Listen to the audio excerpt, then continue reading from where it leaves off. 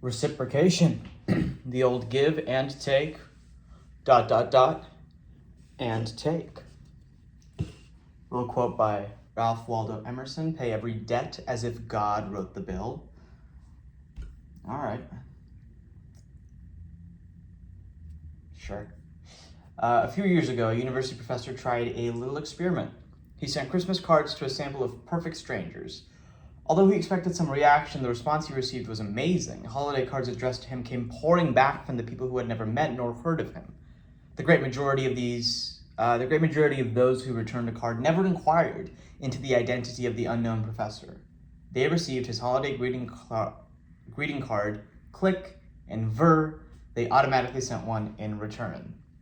So, using the language of the autonomous reactions that we have, or automatic reactions that we have. While small in scope, this study nicely shows the action of one of the most potent of the weapons of influence around us, the rule for reciprocation. The rule says that we should try to repay in kind what other people have provided us. If a woman does us a favor, we should do her one in return. If a man sends us a birthday present, we should remember his birthday with a gift of our own. If a couple invites us to a party, we should be sure to invite them to one of ours. By virtue of the reciprocity rule, then, we are obligated to the future repayment of favors, gifts, invitations, and the like. So typical is it for indebtedness to accompany the receipt of such things that a term like much obliged has become a synonym for thank you. Not only in the English language, but in others as well. That's kind of cool. They are kind of interchangeable, aren't they? Much obliged. I have to. That's kind of funny. All right. The impressive aspect of the rule for reciprocation and the sense of obligation that goes with it is its pervasiveness in human culture. It is so widespread that after intensive study, sociologists such as Alvin Gouldner, Alvin Gouldner, what is your deal? An American sociologist from 1920 to 1980, rippity-dippity, and radical activist. Whoa. What do you mean? He was accused of beating and kicking Laud Humphreys, a graduate student at Washington University who Gouldner suspected of hanging a satirical cartoon poster criticizing Gouldner on the sociology department bulletin board. And then he died of a heart attack.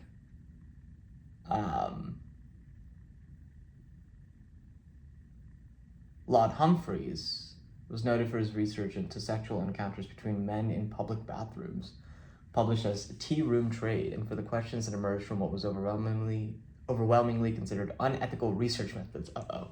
He influenced generations of scholars who researched issues related to sexuality and sexual identity, hopefully not in the unethical research method domain. Cool. A little bit of Alvin Gouldner, well, whatever.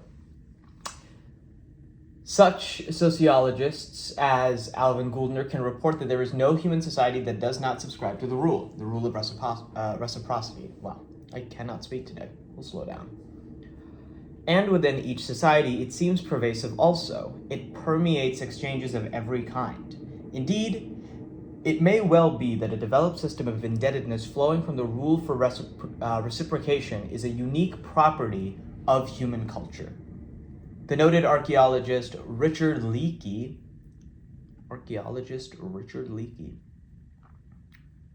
cool. Richard Leakey ascribes the essence of what makes us human to the reciprocity system. Quote unquote, we are human because our ancestors learned to share their food and their skills in an honored network of obligation. Sharing. Cultural anthropologists Lionel Tiger and Robin Fox view this quote-unquote web of indebtedness as a unique adaptive mechanism of human beings, allowing for the division of labor, the exchange of diverse forms of goods, the exchange of different services, and the creation of a cluster of interdependencies that bind individuals together into highly efficient units. So that kind of makes sense. society is kind of built on the things that we do for each other, hence bringing out the entire field of philosophy, what we owe to each other. And it's a sense of obligation and where that stems from. Sick. It is the future orientation inherent in a sense of obligation that is critical to its ability to produce social advances of the sort described by Tiger and Fox. Also, great little duo name, Tiger and Fox, Lionel Tiger and Robin Fox. That's awesome. A widely shared and strongly held feeling of future obligation made an enormous difference in human social evolution because it meant that one person could give something, for example, food, energy, care, to another with confidence that it was not going to be lost. For the first time in evolutionary history, one individual could give away any of a variety of resources without actually giving them away. The result was the lowering of the natural inhibitions against transactions that must be begun by one person providing personal resources to another. Sophisticated and coordinated systems of aid, gift-giving, defense, and trade became possible, bringing immense benefit to the societies that possessed them. With such clear adaptive consequences for the culture, it is not surprising that the rule for reciprocation is so deeply implanted in us by the process of socialization we all undergo. I know of no better illustration of how reciprocal obligations can reach long and powerfully into the future than the perplexing story of $5,000 of relief aid that was sent in 1985 between Mexico and the impoverished people of Ethiopia. Just $5,000. In 1985, Ethiopia could justly lay claim to the greatest suffering and privation in the world. Its economy was in ruin. Its food supply had been ravaged by years of drought and internal war. Its inhabitants were dying by the thousands from disease and starvation. Under these circumstances, I would not have been surprised to learn of a $5,000 relief donation from Mexico to that wrenchingly needy country. I remember my chin hitting my chest, though, when a brief newspaper item I was reading insisted that the aid had gone in the opposite direction. Native officials of the Ethiopian Red Cross had decided to send the money to help the victims of that year's earthquakes in Mexico City. It is both a personal bane and a professional blessing that whenever I am confused by some aspect of human behavior, I feel driven to investigate further. In this instance, I was able to track down a fuller account of the story. Fortunately, a journalist who had been as bewildered as I was by the Ethiopians' action had asked for an explanation. The answer he received offers eloquent validation of the reciprocity rule. Despite the enormous needs prevailing in Ethiopia, the money was being sent because Mexico had sent aid to Ethiopia in 1935, 50 years before, when it was invaded by Italy. So informed, I remained awed, but I was no longer puzzled. The need to reciprocate had transcended great cultural differences, long distances, acute famine, and immediate self-interest. Quite simply, a half-century later, against all countervailing forces, obligation triumphed. That is awesome. Not for Ethiopia. They're out $5,000 during a pretty awful time in their history. I hope Mexico send them more money back. Make no mistake, human societies derive a truly significant competitive advantage from the reciprocity rule, and consequently, they make sure their members are trained to comply with and believe in it. Each of us has been taught to live up to the rule, and each of us knows about the social sanctions and derision applied to anyone who violates it. I should maybe remember that. The instinct that I have to give is actually shared by everybody because we all learned it growing up. And everybody I'm using generally here, not as a absolute term. So maybe I should be more receptive to taking feels so wrong, to accepting the things that people offer to me.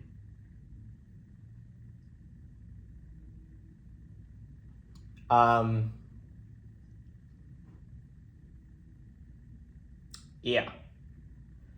The labels we assign to such a person are loaded with negativity. Moocher, ingrate, Welsher. These seem racist. Because there is general distaste for those who take and make no effort to give in return, we will often go to great lengths to avoid being considered one of their number. It is to those lengths that we will often be taken and in the process be, quote-unquote, taken by individuals who stand to gain from our indebtedness. To understand how the rule for reciprocation can be exploited by one who recognizes it as the source of influence it certainly is, we might closely examine an experiment performed by Professor Dennis Reagan of Cornell University.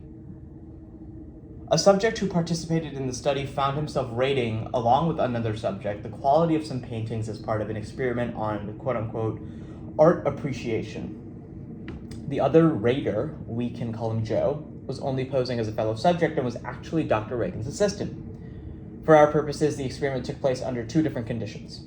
In some cases, Joe did a small, unsolicited favor for the true subject.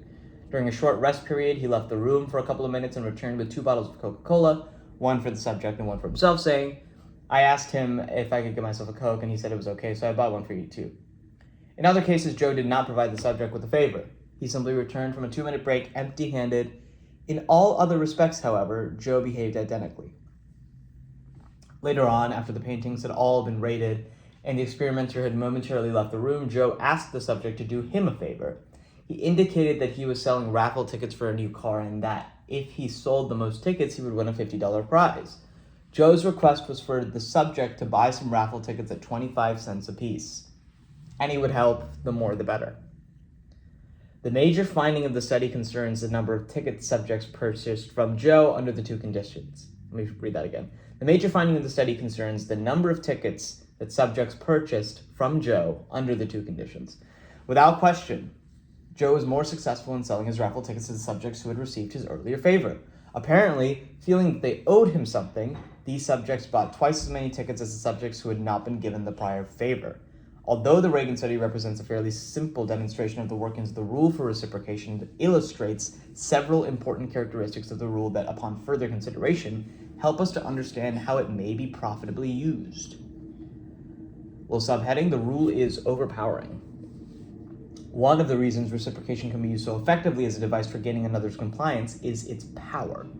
The rule possesses awesome strength, often producing a yes response to a request that, except for an existing feeling of indebtedness, would have surely been refused.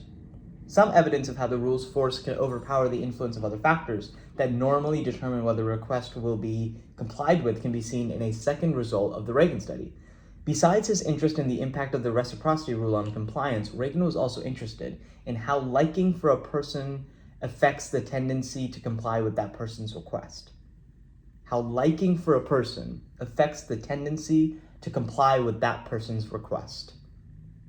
To measure how liking toward Joe affected the subject's decisions to buy his raffle tickets, Reagan had them fill out several rating scales indicating how much they liked Joe. He then compared their liking responses with the number of tickets they had purchased from Joe. There was a significant tendency for subjects to buy more raffle tickets from Joe the more they liked him.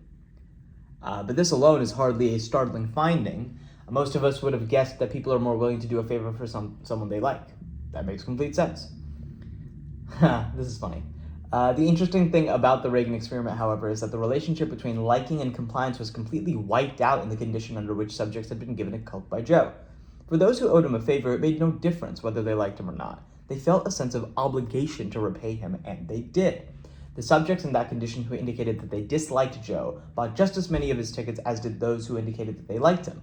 The rule for reciprocity was so strong that it simply overwhelmed the influence of a factor. Liking for the requester, that is the factor that was exerting some influence, that normally affects the decision to comply. Basically, if Joe did something for them, they would do more for him whether they liked him or not. The rule of reciprocity superseded the liking of the person. That's kind of crazy. If you want people to do things for you, you don't need to get them to like you. You just need to do something for them, and then they'll feel obligated to do something for you. And you can feel okay about it because you did something for them.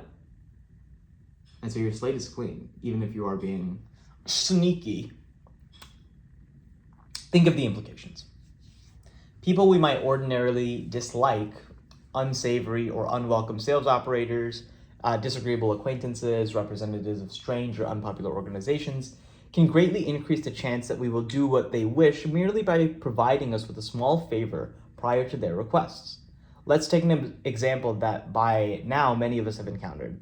The Hare Krishna Society is an Eastern religious sect that, with centuries-old roots traceable to the Indian city of Calcutta, represent. But its spectacular modern-day story occurred in the 1970s, when it experienced a remarkable growth not only in followers, but also in wealth and property. The economic growth was funded through a variety of activities, the principal and still most visible of which is the request for donations by society members from passers-by in public places. During the early history of the group in this country, the solicitation for contributions was attempted in a fashion memorable for anyone who saw it. Groups of Krishna devotees, often with shaved heads and wearing ill-fitting robes, leg wrappings, beads, and bells, would canvass a city street, chanting and bobbing in unison while begging for funds. Although highly effective as a technique for gaining attention, this form of fundraising did not work especially well. The average American considered the Krishnas weird, to say the least, and was reluctant to provide money to support them. It quickly became clear to the society they had a considerable public relations problem. The people being asked for contributions did not like the way the members looked, dressed, or acted. Had the society been an ordinary commercial organization, the solution would have been simple. Change the things the public does not like. Change the things the public does not like. Change the things the public don't like. But the Krishnas are a religious organization, and the way members look, dress, and act is partially tied to religious factors. Because in any denomination, religious factors are typically resistant to change because of worldly considerations, the Krishna leadership was faced with a real dilemma. On the one hand were beliefs, modes of dress, and hairstyles that had religious significance. On the other hand, threatening the organization's financial welfare were the less than positive feelings of the American public towards these things. What's a sect to do? Let's find out. The Krishna's resolution was brilliant. They switched to a fundraising tactic that made it unnecessary for target persons to have positive feelings towards fundraisers. Okay, this is where we're tying it back. They began to employ a donation request procedure that engaged the rules for reciprocation, which, as demonstrated by the Reagan study, is strong enough to overcome the factor of dislike for the requester. The new strategy still involves the solicitation of contributions in public places with much pedestrian traffic. Airports are our favorite. But now, before a donation is requested, the target person is given a gift. A book, usually the Bhagavad Gita, the Back to Godhead magazine of the society, or, in the most cost-effective version, a flower. The unsuspecting passerby who suddenly finds a flower pressed into his hands or pinned to his jacket is under no circumstances allowed to give it back, even if he asserts that he does not want it. No, it is our gift to you, says the solicitor, refusing to accept it. Only after the Krishna member has thus brought the force of the reciprocation rule to bear on the situation is the target asked to provide a contribution to the society. This benefactor before beggar strategy has been wildly successful for the Hare Krishna Society, producing large-scale economic gains and funding the ownership of temples, businesses, houses, and property in 321 centers in the United States and overseas. Wow.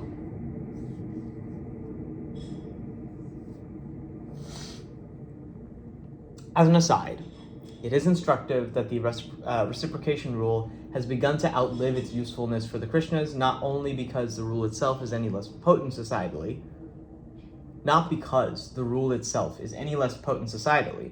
but because we have found ways to prevent the Krishnas from using it on us. After once falling victim to their tactic, many travelers are now alert to the presence of robed Krishna Society solicitors in airports and train stations, adjusting their paths to avoid an encounter and preparing beforehand to ward off a solicitor's quote-unquote gift. Although the society has tried to counter this increased vigilance by instructing members to be dressed and groomed in modern styles to avoid immediate recognition when soliciting, some actually carry flight bags or suitcases. Even disguise has not worked especially well for the Krishnas. Too many individuals now know better than to accept unrequested offerings in public places like airports.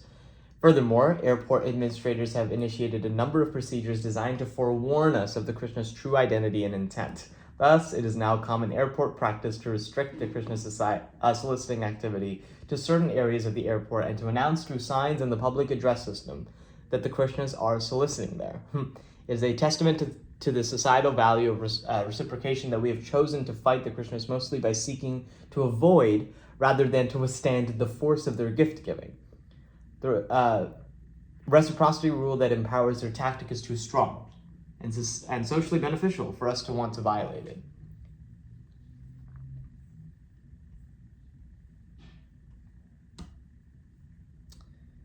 Politics is another arena in which the power of the reciprocity rule shows itself. Reciprocation tactics appear at every level. At the top, elected officials engage in quote-unquote log rolling and the exchange of favors that makes politics the place of strange bedfellows indeed. The out-of-character vote of one of our elected representatives on a bill or measure can often be understood as a favor returned to the bill's sponsor. Political analysts were amazed at Lyndon Johnson's ability to get so many of his programs through Congress during his early administration. Even members of Congress who were thought to be strongly opposed to the proposals were voting for them. Close examination by political scientists has found the cause to be not so much Johnson's political savvy as the large score of favors he had been able to provide to other legislators during his many years of power in the House and Senate. As president, he was able to produce a truly remarkable amount of legislation in a short time by calling in those favors. It is interesting that the same process may account for the problems Jimmy Carter had in getting his programs through Congress during his early administration, despite heavy Democratic majorities in both House and Senate. Carter came to the presidency from outside the Capitol Hill establishment. He campaigned on his outside Washington identity, saying that he was indebted to no one there. Much of his legislative difficulty upon arriving may be traced to the fact that no one there was indebted to him. Wow. Nobody owed him any favors. It's actually good for people to owe you favors, and the best way to do that is to just give them things, I guess. The gift-giving strategy worked for the Hare Krishnas. It works in politics all the time. Can I apply that to my own life? I feel like I seek out giving. The thing that I shoot myself in the foot with is not accepting anything in return. I think that I should be strong in my will to give, in that I should ensure that I give things to people and not accept a return. That's not what I mean. And not accept it if they reject the help. Give. But also don't be afraid to ask for favors. But only after you give. Okay, that kind of makes sense. Better for people to owe you favors and then you can get more shit done. Damn.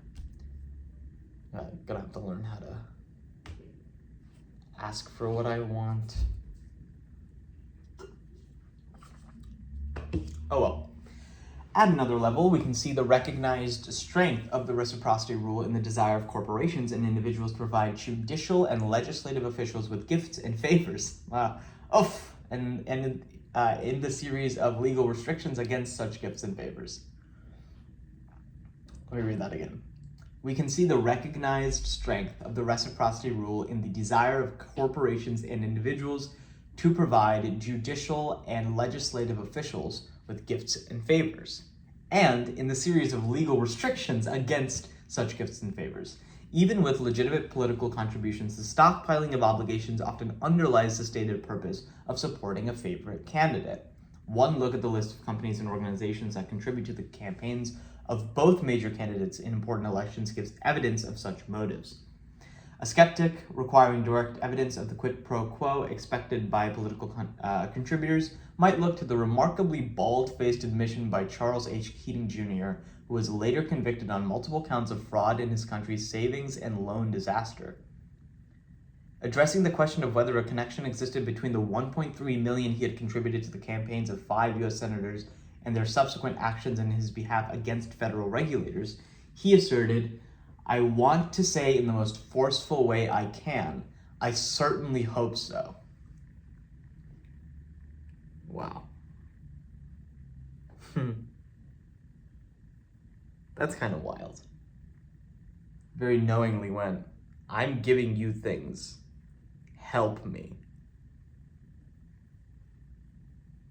It was just the fact that the things that he was doing were fraudulent. Maybe also important to recognize that all the examples given thus far, not all the examples, but the ones in this chapter have been people and organizations that are not necessarily the most enjoyed. But I guess that's part of it, right? Like, you don't actually need to enjoy the person. You don't need to like them. Reciprocation exists outside of that. It's kind of cool. At the grassroots level, local political organizations have learned that the principal way to keep their candidates in office is to make sure they provide a wide range of little favors to the voters. The ward healers of many cities still operate effectively in this fashion, but ordinary citizens are not alone in trading political support for small personal favors. During the 1992 presidential primary campaign, actress Sally Kellerman was asked why she was lending her name and efforts to the candidacy of Democratic hopeful Jerry Brown. Her reply, 20 years ago, I asked 10 friends to help me move. He was the only one who showed up. Damn. That's kind of brutal. And beautiful. Two things can be true.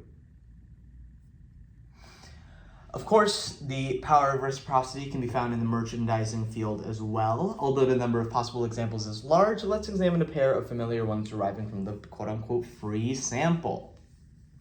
As a marketing technique, the free sample has a long and effective history. In most instances, a small amount of the relevant product is provided to potential customers for the stated purpose of allowing them to try it to see if they like it. And certainly this is a legitimate desire of the manufacturer to expose the public to the qualities of the product. The beauty of the free sample, however, is that it is also a gift and as such can engage the reciprocity rule. In true jiu-jitsu fashion, the promoter who gives free samples can release the natural indebting force inherent in a gift while innocently appearing to have only the intention to inform. A favorite place for free samples is the supermarket, where customers are frequently provided with small cubes of a certain variety of cheese or meat to try. Many people find it difficult to accept a sample from the always smiling attendant, return only the toothpick, and walk away. Instead, they buy some of the product, even if they might not have liked it especially well. A highly effective variation on this marketing procedure is illustrated in the case cited by Vance Packard in The Hidden Persuaders, of the Indiana supermarket operator who sold an astounding 1,000 pounds of cheese in a few hours, one day, by putting out the cheese and inviting customers to cut off slivers for themselves as free samples. That's awesome. Take it. As much as you want. Take it. Take it all. Buy the product, though. A different version of the free sample tactic is used by the Amway Corporation. Thought they were a pyramid scheme, or at least some form of MLM. A rapid growth company that manufactures and distributes household and personal care products in a vast national network of door-to-door neighborhood sales. The company, which has grown from a basement-run operation a few years ago to a $1.5 billion yearly sales business. Jesus. Makes use of the free sample in a device called the Bug. The Bug consists of a collection of Amway products, bottles of furniture polish, detergent or shampoo, spray containers of deodorizers, insect killers or window cleaners, carried to the customer's house in a specially designed tray or just a polyethylene bag. The confidential Amway career manual then instructs the salesperson to leave the Bug with the customer for 24, 48, or 72 hours at no cost or obligation to her. Just tell her you would like her to try the products. That's an offer no one can refuse. At the end of the trial period, the Amway representative returns and picks up orders for those of the products the customer wishes to purchase. Since few customers use up the entire contents of even one of the containers in such a short time, the salesperson may then take the remaining product portions in the bug to the next potential customer down the line or across the street to start the process again. Many Amway representatives have several bugs circulating in their districts at one time. Of course, by now, you and I know that the customer who has accepted and used the bug products has been trapped into facing the influence of the reciprocity rule. Many such customers yield to a sense of obligation to order those of the salesperson's products that they have tried and thereby partially consumed. And of course, by now, the Amway Corporation knows that to be the case. Even in a company with as excellent a growth record as Amway, the bug device has created a big stir. Reports and state distributors to the parent company record a remarkable effect. Unbelievable. We've never seen such excitement. Product is moving at an unbelievable rate, and we've only just begun. Local distributors took the bugs, and we've had an unbelievable increase in sales. The most fantastic retail idea we've ever had. On the average, customers purchased about half the total amount of the bug when it was picked up. In one word, tremendous. We've never seen a response within our entire organization like this. The Amway distributors appear to be bewildered, happily so, but nonetheless bewildered by the startling power of the bug. Of course, by now you and I should not be. This is good. I like the level of detail and the number of examples that you're getting.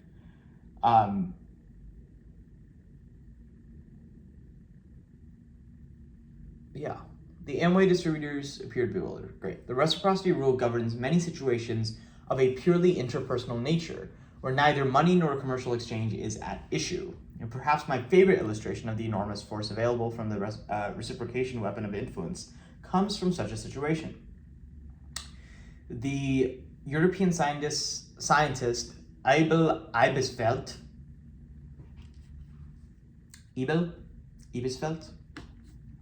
let's find out. The what now? The European scientist. He's from Austria. Oh my goodness. He lived to be 90. He just died 7 years ago. 7 years ago. Oh my God. He almost lived to be exactly 90 years old too. Wow. That's awesome. Let's see if Irenus Abel Ibisfeld. What's his thing? He's an Austrian ethologist. Ethology is a branch of zoology that studies the behavior of non-human animals. All right. In the field of human ethology, ethology is a branch of zoology that studies the behavior of non-human animals, but there's something called human ethology, which is the study of human behavior. Is that not just psychology? Ethology is a discipline. Ethology as a discipline is generally thought of as a subcategory of biology, though psychological theories have been developed based on ethological ideas. Okay, it's kind of fun. It's a bridge between the biological sciences and the social sciences. All about human behavior.